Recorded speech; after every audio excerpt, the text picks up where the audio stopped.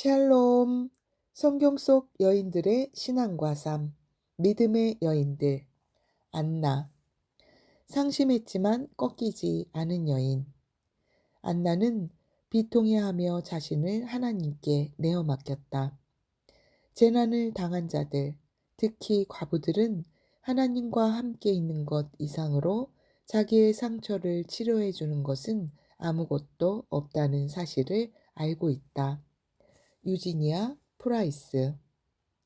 사람이 상심 때문에 죽을 수 있을까? 많은 호라비들을 상대로 연구해온 영국 의사들은 그들 중 많은 사람이 아내가 죽은 지 6개월 이내에 죽는다는 사실을 발견했다.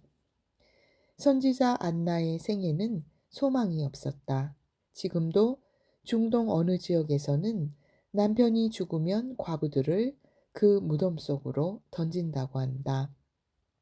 안나가 살던 시대에도 자녀 없이 남편이 죽으면 그 여인은 자기 친정집에 가서 두 번째 남편이나 죽음을 기다려야 했다. 안나의 행복한 결혼 생활은 7년밖에 지속되지 않았다. 성경 주석가들은 안나가 60년 이상 과부로 지냈다고 말한다. 그녀는 갈릴리의 아셀 지파에서 나온 여선지자였다. 갈릴리에서 선지자가 나올 수 없다고 할 만큼 그 지파는 보잘것없었다. 당시 선지자는 보통 남자들이었다. 여자 선지자는 드물었다. 성경에 나오는 이름이 몇 사람 되지 않는다. 구약의 미리암, 드보라, 훌다, 노야다, 그리고 신약에서는 빌립의 네 딸이 있을 뿐이다. 안나는 구약과 신약 중간에 서 있다. 선지자가 된다는 것은 명예스러운 일이었다. 남자 선지자들 못지않게 사람들에게 하나님의 말씀을 전하는 여인은 특별한 권한을 부여받은 것이었다. 안나는 선발된 무리에 속해 있었다. 관계적인 외로움은 여러 가지 형태로 나타난다. 어떤 여성들은 주변 사람 중에서 배우자가 될 사람을 찾고 그와 가족을 이루면 자신의 삶이 달라질 거라 기대한다. 남편과 사별했거나 이혼한 여성들은 자기 삶에 큰 구멍이 생긴 것처럼 느낀다. 또 어떤 여성들은 배우자가 있음에도 불구하고 남편과 거리를 느끼거나 동떨어진 느낌을 받으며 외로워한다. 어떤 경우든 관계적인 결핍에 직면할 때 사람들은 삶을 마감하고 싶은 유혹을 받을 수 있다. 그러나 안나는 완전히 다른 견해를 취했다.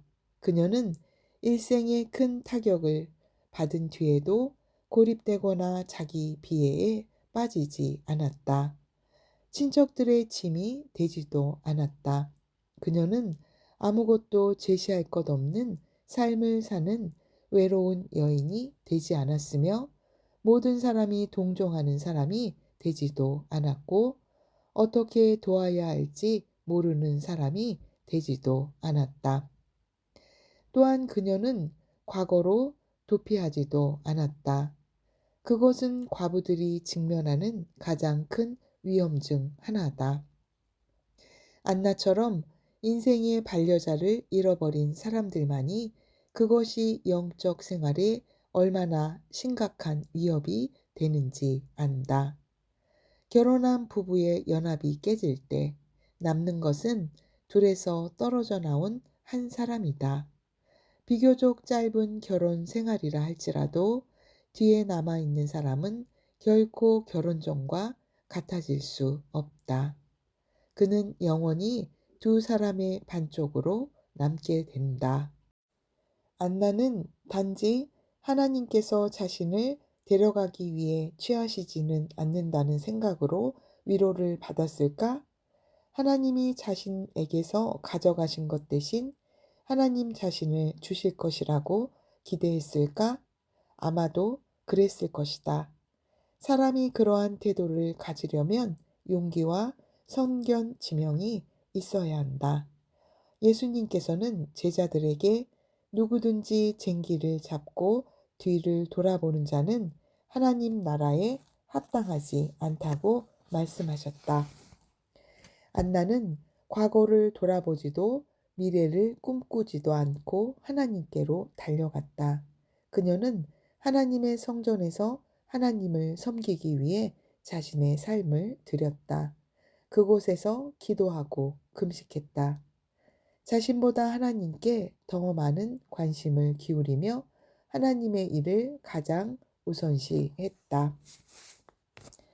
과거를 버려둘 때, 진정한 행복을 추억에만 의존하지 않을 때, 현재와 미래를 하나님과 함께 직면할 때, 초자연적인 평안이 그녀의 마음속으로 물밀듯 밀려들었다. 그녀는 더 이상 남편을 잃어버린 자의 위치에 있지 않았다.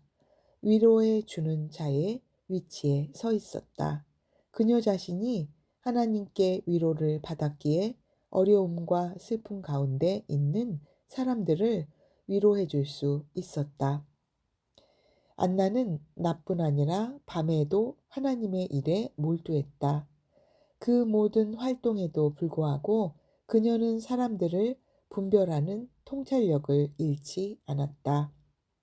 하나님과의 진정한 동행은 내성적인 것이 아니라 외향적이다. 그것은 남을 행복하게 해주기 원한다. 키르케르고는 이렇게 말했다. 행복의 문은 바깥으로 다른 사람에게로 열려 있다.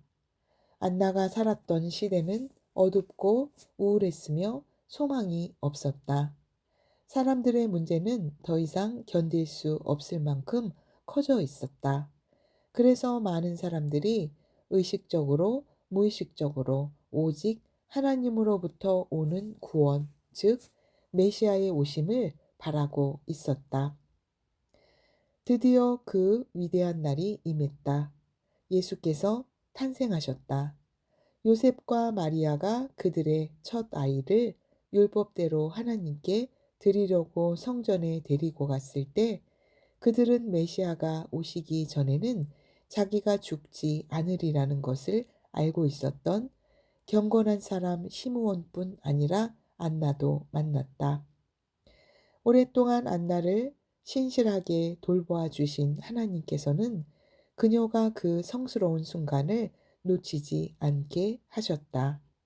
과부고 나이도 많다는 배경 때문에 인생에서 아무 기회도 갖지 못한 평범한 여인이 그 순간 이 세상에서 가장 놀라운 특권을 부여받은 여인이 되었다. 그녀는 시므온과 함께 아기 예수님을 보고 그에게 경배하도록 허락되었다. 그것은 그녀의 생에 면류관이 씌어지는 순간이었으며 오랜 세월 동안의 기도가 응답되는 순간이었다. 또한 그것은 전 세기 중 가장 위대한 순간이었으며 세상 사람들이 그토록 초조하게 기다렸던 순간, 메시아가 오신 순간이었다. 안나는 자연스럽게 두 가지 일을 했다. 첫째, 그녀는 시므온과 함께 오랫동안 기대했던 자기 민족과 세상 사람들, 그리고 자기 자신의 구속자로 인해 하나님을 찬양하고 경배했다. 둘째, 그녀는 이 기쁜 소식을 자기만 알고 있을 수 없다고 결정했다. 누군가 이렇게 말했다. 전도란 주 예수 그리스도를 잘 보고 나서 그것을 다른 사람들에게 이야기하는 것이다. 이것이 바로 안나가 취한 행동이었다. 이것은 그녀가 사람들을 얼마나 잘 파악하고 있는지 증명해 준다. 그녀는 예루살렘에 있는 모든 사람이 구세주를 기다리고 있다는 사실을 알고 있었다. 때문에 그녀는 그 사람들에게 자기가 본 바를 이야기했다.